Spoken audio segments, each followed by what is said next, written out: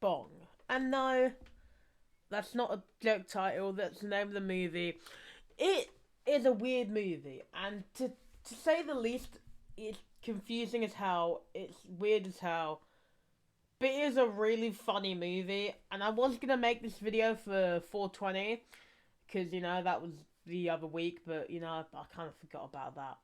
So I put it up as a joke on the poll for my 500 subscriber special, and here we are, because it won. Let's get into it.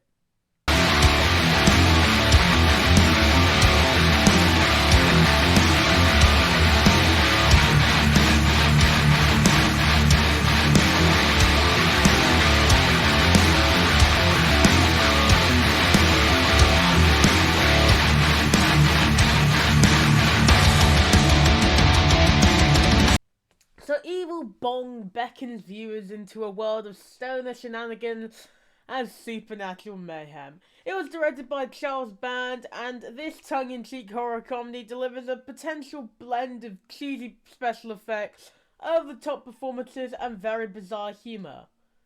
I'm not joking. In the movie, a group of college students, including the helpless Alistair, played by David Weirdolf, and his friend Larnell, played by John Patrick Jordan, Bachman, yes, that's his name, played by Mitch Akins, and Brett, played by Brian Lloyd, purchase a mysterious bong from a online ad they see, and little do they know, the bong is possessed by the spirit of an ancient witch named Evie, voiced by Michelle Mays, who traps her victims in a hallucinatory strip club where their darkest desires can happen, but she also grows, stronger every time they are taken into the bong. I'll explain this more later. Yeah, this is a gloriously absurd and delightfully campy movie. It just revels in its own ridiculousness, and the director definitely embraces the film's low-budget aesthetic. He crafts a psychological journey filled with laugh-out-loud moments and outrageous set pieces. Like, the bong itself, well, for one, it's got curves. For another, it's, like, the size of me. It's so tall. Like, well, for a bong, at least. I'm not the tallest guy, but, like, the bong is pretty tall for a bong. And, like, I don't know, it looks about 4 foot. Like, Jesus. And for another thing, the way that the bong actually takes its victims is very funny to me. Because it's also kind of confusing, but I'll explain it now. So basically, when you toke out of the bong, your soul gets taken into the bong, and inside the bong there's like the strip club.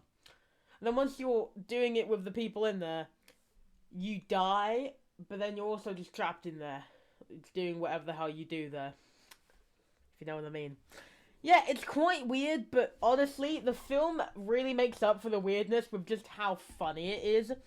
There's so many moments where you just don't expect to laugh, but then you're bursting out laughing the next second. Like, as an avid fan of stoner comedies, like, I like Stan Helsing, I like Scary Movie. Mainly just because of how stupid they are, but still. This is definitely one of those movies where you need to watch it at least once. I mean, I liked it so much that I've even watched the second one, and I'm about to watch the third one when I finish recording this. Just because I feel like reviewing all of them now, because of how much I liked it. And yeah, the performances in the movie are as over the top as hell. Like, just the premise itself is ridiculous, but the performances are even better. David Weirdolf's portrayal as the bumbling Alistair is just really goofy. Like, I mean, the fact that his name is Alistair, which is literally another name for the devil's seed is literally in the title song of the movie.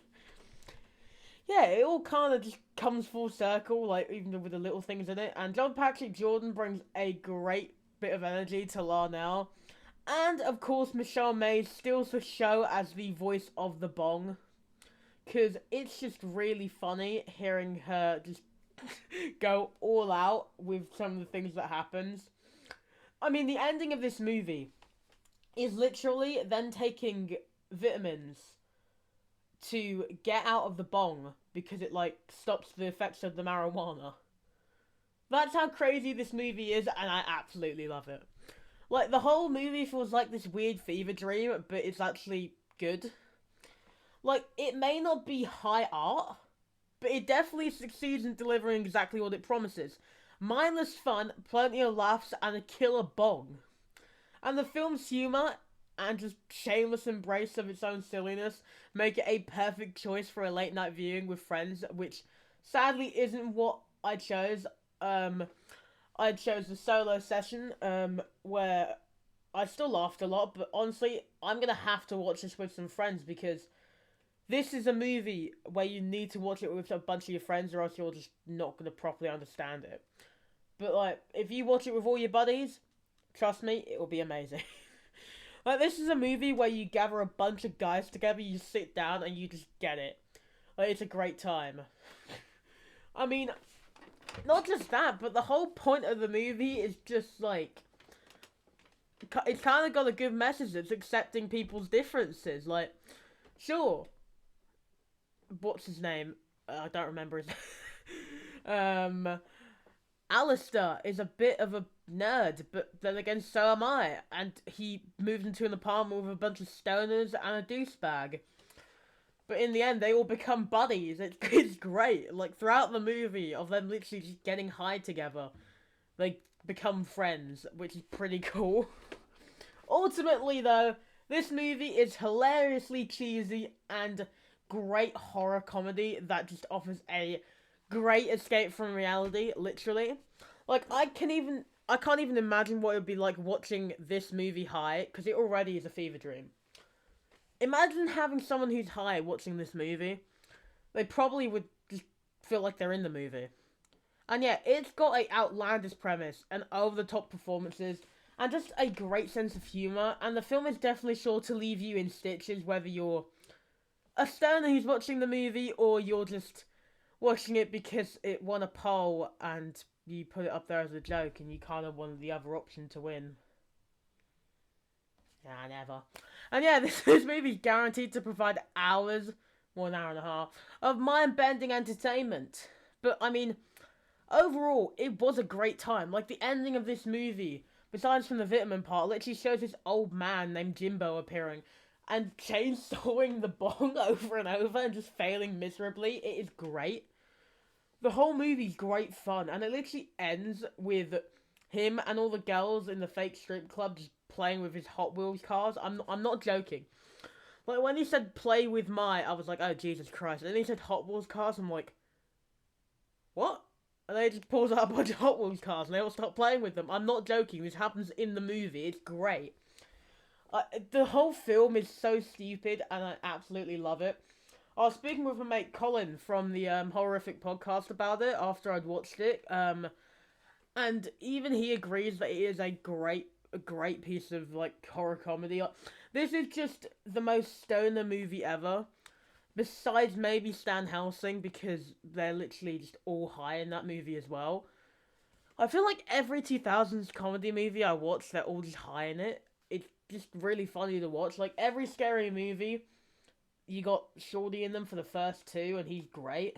But I don't remember why he didn't come back for the third one. I was kind of hoping he would be, but, you know.